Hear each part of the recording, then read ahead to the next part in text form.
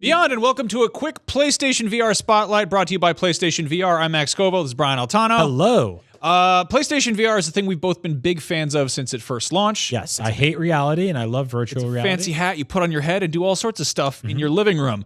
I figured we could run out a couple of games that are out there that we've gotten some time with. That's right. Moss, let's start there. Yes, Moss is an adorable, I don't want to call it a 3D platformer because it's sort of like a top-down, occasionally isometric puzzle adventure game. You control Moss, who is a adorable little mouse woman or a female mouse, and she's got a sword, and you send her on small adventures through these like sort of beautifully detailed, almost painterly dioramas. That's something I love about this game is that it reminds me a lot of hyper-realistic children's picture books. Yeah. You know, it feels very much like it's got some like Brian Jacques Redwall in its DNA, and it's just, I don't know, it's cute, but it's got like some creepy elements too. Definitely. There's kind of a Rats and Nim vibe. Yeah, and the cool thing about VR, obviously, is that like it plays with scale really well. And when you think of PSVR and VR in general, you probably think about, gritty first-person stuff in your face. You can see your hands and stuff like that. I really like third-person stuff in VR and seeing like this tiny little mouse because it looks like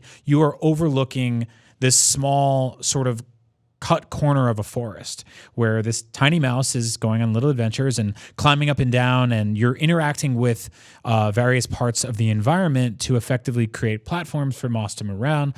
You find collectibles, there's enemies, there's secrets, and it's just a wonderful, like, sort of playable storybook, and I really, really dig it. Yeah, I mean, it's one of those things that if you're looking at it on a flat screen, it doesn't necessarily convey what it's like in VR. Yeah. But it's still very cool. One game I'm a big fan of that I always am quick to recommend is SuperHot, which was a game that launched not in VR first, and people were like, this is okay. And then the VR version came along, and people went, okay, hold on, this is really, really impressive. I think at a glance, this looks like a first-person shooter. It is in first person. There is shooting, there is combat, but it's much more of a puzzle game.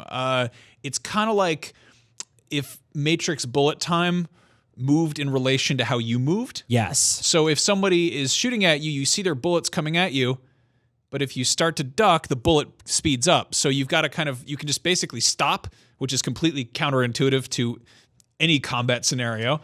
But everything freezes around you, and you can kind of like look around and be like, okay, what do I do next? And, this lets you do incredibly cool stuff like reach up and like grab stuff out of the air. Like if someone's throwing like a bottle at you, you can just catch it and throw it back. And it gets like very, very kind of like it's like a tactical ballet. Yeah, it kind of gives you like sort of the like best moments of superhero movies where it feels like you're playing as someone like Quicksilver for a second. It's got a lot of that, which is like really different than pretty much anything else I've played in VR. It's also just got like really awesome art direction where I feel like it could be, I don't know, maybe not for everybody if it was hyper violent, but it's got this weird sort of stylized, like almost like papercraft look to it, which is rad. I would call it intentionally low poly, but it's not necessarily low poly. It's just like the texture work is very flat and bright and vibrant and very iconic. So yeah, check this one out. But it's definitely one of those ones that when you get the hook for it, it gets its hooks in you. If you've got enough room to move around and do the whole SuperHot thing, but you want something a little more fast paced, there is of course Creed: Rise to Glory, which is based on the growing Creed cinematic universe. Titular hero Creed. Yes, and it's the Creed from the Creed movies. And this is effectively, I don't know if I'll get in trouble for saying this. This is basically VR Punch-Out, which is great. It's full motion controls, which can get a bit exhausting, and you might break a lamp if you're not careful. Use those wrist straps. But I like this because it's it's making really good use of a license. I'm a big fan of the Rocky movies, so to get like, I don't know, a giant boxing glove coming up and like the Bill Conti music just blaring in your ears has that wonderful feel to it. This would be a good way to work up a sweat in VR. Yeah, which by the way, there's like a significant amount of people that are doing now that are basically treating it as a home workout regimen. So yeah, go for that. Maybe you'll look like Michael B. Jordan. Yeah, but with those abs. It is definitely weird to look down in VR and see like Michael B. Jordan's pecs.